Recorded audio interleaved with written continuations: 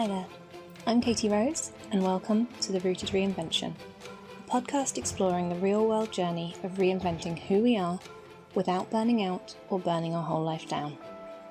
I teach people how to make lasting change by melding my Masters of Neuroscience and my Cognitive Therapy qualification with common self-help tools, spiritual concepts, and my personal experience. Because being yourself doesn't need to feel so damn hard. To get more information on podcast episodes, please visit rootedreinvention.com/podcast. Today I want to talk about the idea that we are scientists in our own lives. When I used to work for mental health charity, I taught cognitive behavioural therapy strategies to people with low-level anxiety and depression. And in cognitive behavioural therapy, essentially there are problem-solving techniques that are consistent, but applying them to each patient or each person's life may require sort of tweaking things. You know, we're all different. When I was studying for the qualification so that I'd be able to teach them, we were expected to use the techniques upon ourselves and reflect on how we found them. So everything that we then taught, we had experience of.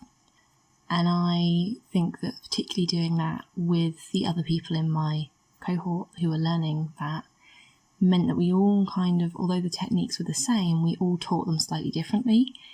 And we all approached obstacles and sort of required tweaks differently. So I would teach a technique across 4 to 6 weeks that would help someone to worry less, challenge their thoughts, build their motivation, and every week we would review their progress. Usually by week 2 or 3, there would be some kind of block or obstacle, usually they would sense it as a failure, and this is where the scientist comes in.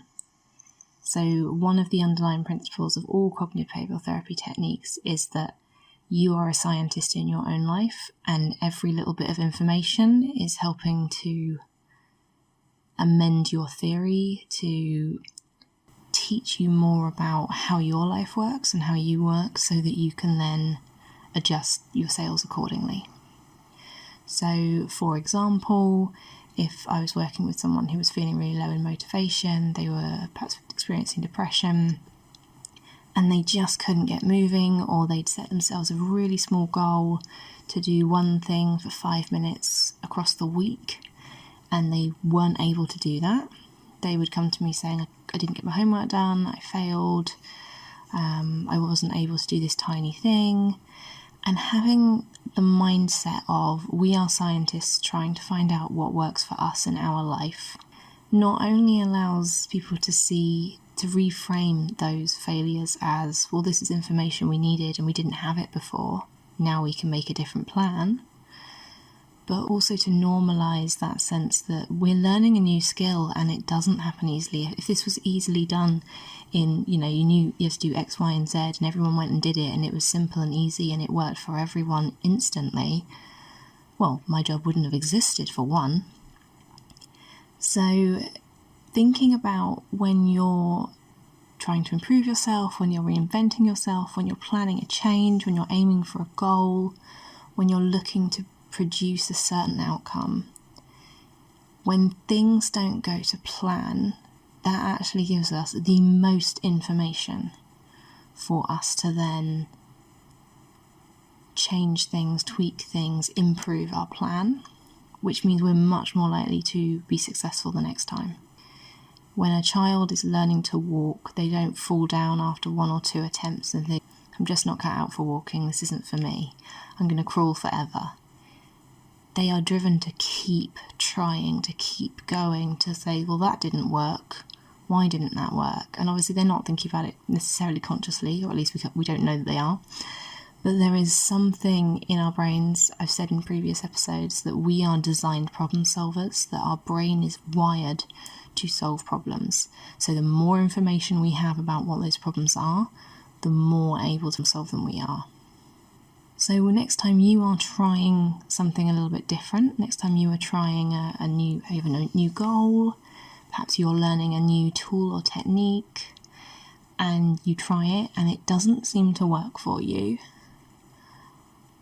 try to remember that all of it is information and it's all useful.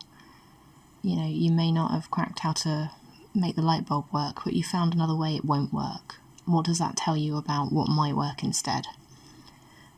If you found that actually doing 10 minutes of gentle stretching every day was too much for you, can you do every other day? Can you cut it down to 5 minutes of stretching a day? If you're looking to read a book and you have given yourself a certain deadline, could you move that deadline around? Could you try different times of day that you're going to attempt the goal? One of the things for those of us who constantly reinvent ourselves is that there is this sense of drive to keep trying and to keep going. And that can mean that we almost feel like we fail more often because we're trying more often. But as human beings, we are designed to try things and then analyse what works. So in cognitive behavioural therapy, we call it the plan, do, review process. I'm going to do X, Y, and Z. You then try and do X, Y, and Z. And then you review, how did it go? How did I feel? Did I like it? Did I not? Did I not manage it that day? And when I was working, it was things as simple as, well, I wanted to go for a walk every day, but it was raining on Tuesday, so I didn't. Okay, that's really useful to know.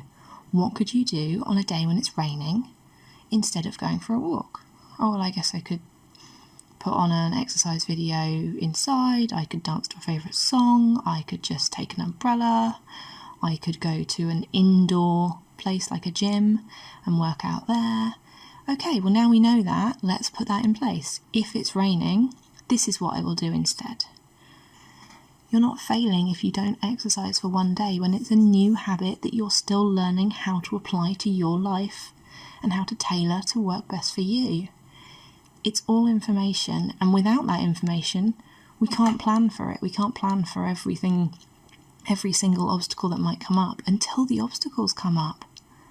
And the obstacles won't come up until you try doing the thing. So that's today's little tidbit, just wanting to think about when you're trying something new, when you're aiming for a goal, when you're setting an expectation for yourself. It's okay to not get it right 100% of the time when you first start. Same with anything. We don't sit at a piano and expect to be able to play grade 9 pieces of Mozart or whatever. We learn by doing. So from my master's in neuroscience, one of the things I learned was it's when we fail is when our brain does the most growing. So when you do something and it doesn't quite work, when you try a new skill, the bit that you know how to do is just going through the motions, you know how to move your arm like this, you know how to put this here. That's something your brain knows how to tell your body what to do with it. When we do a new bit and we mess it up, that means that our brain is making a new pathway and it's not quite ready yet. It's not as smooth as the others. It's not as going through the motions. And that means your brain is actively growing and that it's creating those new pathways for you. So it's when we kind of mess up or we fail or we find an obstacle that we're actually growing the most. So certainly when I was sort of reinventing myself and going through self-improvement, the idea that I'm a scientist and every single thing that happens is information that I can use to build the next level was really helpful when I felt like I was failing. So that's what I'm leaving you with today.